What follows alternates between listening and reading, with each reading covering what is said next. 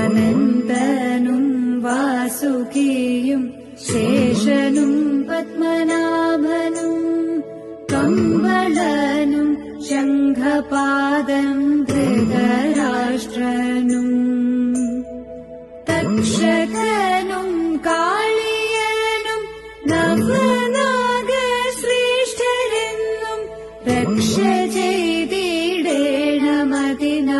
കൈകൾ കൂപ്പുന്നേ.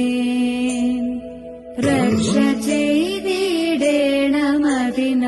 കൈകൾ കൂപ്പുന്നേ.